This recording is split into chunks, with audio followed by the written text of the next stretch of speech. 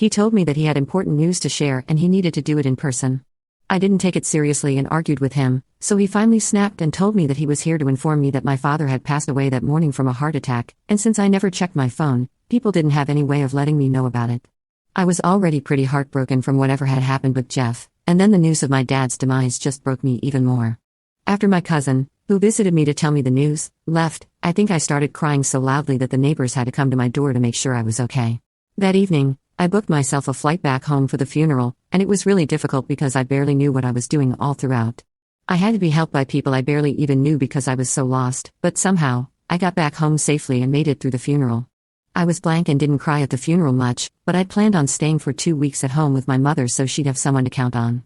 She was devastated at the funeral and didn't leave my side even for a second, but we barely got to speak because of the sheer number of guests and relatives showing up.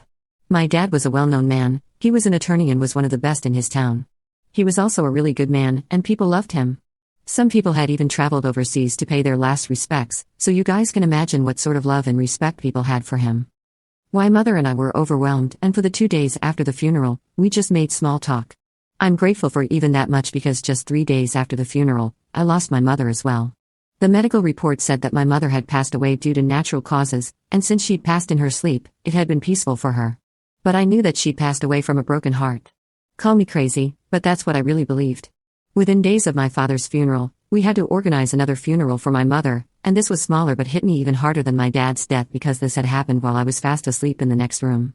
I think I pretty much shut my brain off after my mom's passing and was a robot. I flew back home after the funeral and finished off some legal paperwork with the executor of their will, my dad's secretary.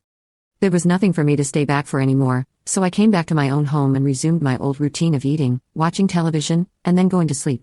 My life spiraled out of control after that day because I was so depressed that I could barely bring myself to eat or sleep.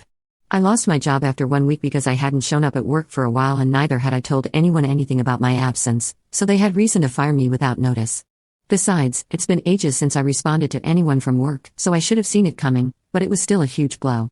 This time, hardly anyone came by to check on me because everyone thought that I was staying back at my childhood home, and it was a relief because I didn't want to see anyone and vice versa. So, that was the last 4 months of my life after my parents' passing.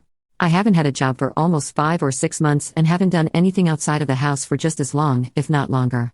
I don't talk to anyone, and it was only recently that I realized that I've been a total mess. I've neglected everything apart from paying the rent and bills on time and doing the absolute bare minimum.